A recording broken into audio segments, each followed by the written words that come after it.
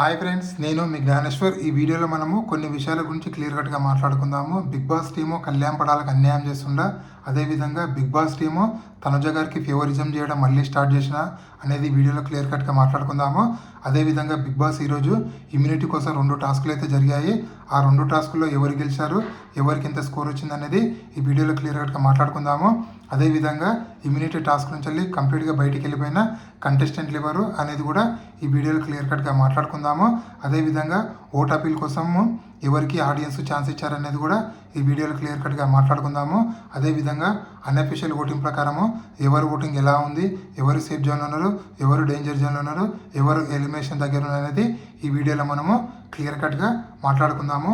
అంతకన్నా ముందు big boss title విన్నరు కళ్యాణ్ పడాలా అవుతాడా, ఇమాన్యుయల్ అవుతాడా, తనుజ అవుతారా, ఈ ముగ్గురులో మీరు ఎవరికి సపోర్ట్ చేస్తున్నారు, అలాగే ఎవరికి ఓటేస్తున్నారు, అలాగే ఎవరు విన్నర్ అవ్వాలనుకుంటున్నారు అనేది ఈ వీడియోకి ఒక లైక్ చేసి కింద కామెంట్ అయితే పెట్టండి.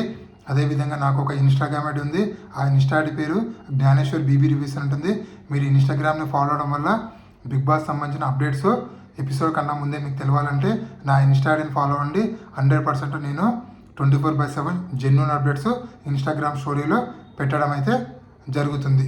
సో ఇక్కడ అసలైన మ్యాటర్కి వెళ్ళిపోదాము. బిగ్ బాస్ హౌస్లో 2 టాస్కులు జరుగుతాయి ఇమ్యూనిటీ కోసము. ఈ 2 టాస్కులకు జరిగే పొందులో బిగ్ బాస్ లీస్ట్ స్కోర్లో ఉన్నటువంటి కంటెస్టెంట్లని ఎలిమినేషన్ అయితే చేయడం జరుగుతుంది.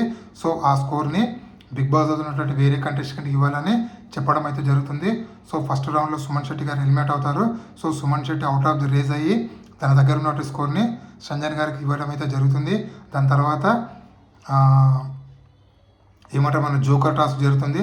ఆ జోకర్ టాస్క్ గెలిచింది ఎవరో కాదు, సంజన గారికి ఫస్ట్ పొజిషన్, సెకండ్ పొజిషన్లో మన ఎవరు ఇమాన్యుయల్ అయితే ఉండడం అయితే జరుగుతుంది. దాని తర్వాత సెకండ్ రౌండ్ స్టార్ట్ అవుతుంది. ఆ సెకండ్ రౌండ్ స్టార్ట్ అయ్యే ముందు లీస్ట్ స్కోర్ ఉన్నటువంటి డెమాన్ పవన్ అవుట్ అవుతారు.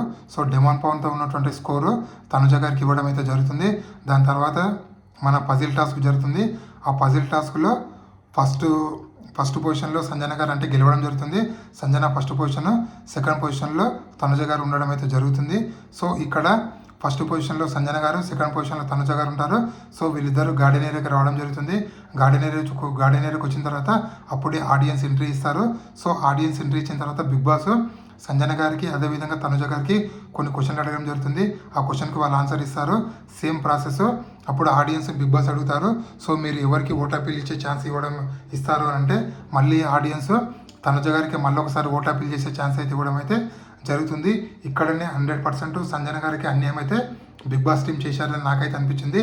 ఎందుకంటే నిన్ననే ఓట్ అపీల్ చేసే ఛాన్స్ అనేది తనుజ గారికి వచ్చింది కాబట్టి తనుజని బిగ్ బాస్ హౌస్లో ఉంచి ఓన్లీ మన ఎవరిని సంజన గారిని బయటికి పంపించితే సంజన గారు ఓట్ అపీల్ చేసేవారు.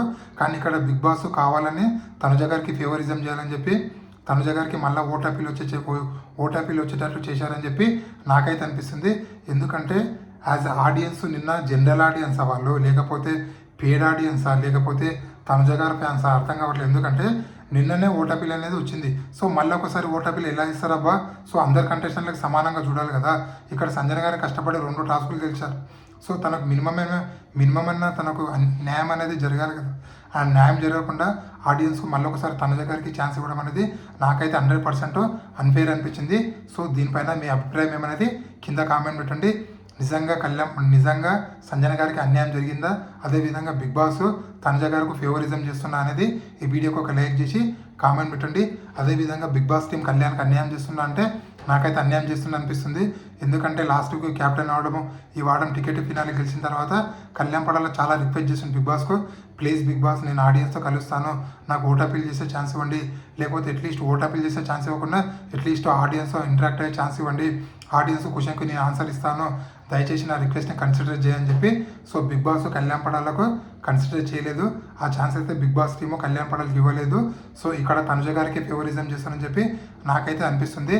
అదేవిధంగా నామినేషన్లో ఉన్నటువంటి 6 కంటెస్టెంట్ల ఓటింగ్ ఆర్డర్ ఒకసారి పరిశీలిస్తే తనుజ గారి ఓటింగ్ అనేది 35%లో, అదేవిధంగా ఇమాన్యుయల్ ఓటింగ్ అనేది 16%, డెమాన్ ఓటింగ్ అనేది 15%లో, అదేవిధంగా బర్నీ ఓటింగ్ అనేది 14%లో, ఇక్కడ సంజన ఓటింగ్ అనేది 12%లో, అదేవిధంగా సుమన్ శెట్టి ఓటింగ్ అనేది 10%లో ఉంది. ఇక్కడ సేఫ్ జోన్లో ఉన్నది ఇమాన్యుయల్, అదేవిధంగా తనుజ, అదేవిధంగా డేంజర్ జోన్లో ఉన్నది డిమాండ్ పవన్ బర్ని, ఎలిమినేషన్ దగ్గర ఉన్నది సంజన గారు, సుమన్ శెట్టి గారు. మిడ్ వీక్ ఎలిమినేషన్ అనేది క్యాన్సిల్ అయింది. సో నామినేషన్లో ఉన్న 6 కంటెస్టెంట్లో మీరు ఎవరికి ఓటేస్తున్నారు, అలాగే మీ సపోర్ట్ ఎవరికి అనేది ఈ వీడియోకి ఒక లైక్ చేసి కామెంట్ పెట్టండి. అదేవిధంగా నామినేషన్లో 6 కంటెస్టెంట్లో ఎవరు ఎలిమినేషన్ కావాలనుకుంటున్నారు, సింగిల్ ఎలిమినేషన్ అయితే ఎవరు కావాలి, డబుల్ ఎలిమినేషన్ అయితే ఎవరు కావాలనుకున్నది ఈ వీడియోకి ఒక లైక్ చేసి కామెంట్ పెట్టండి. సో ఇలాంటి కొత్త వీడియోలు ఎప్పుడప్పుడు అందిస్తుంటాను. ప్లీజ్ మన ఛానల్ని లైక్ చేయండి, షేర్ చేయండి, సబ్స్క్రైబ్ చేసుకోండి. నేనే మీ జ్ఞానేశ్వర్.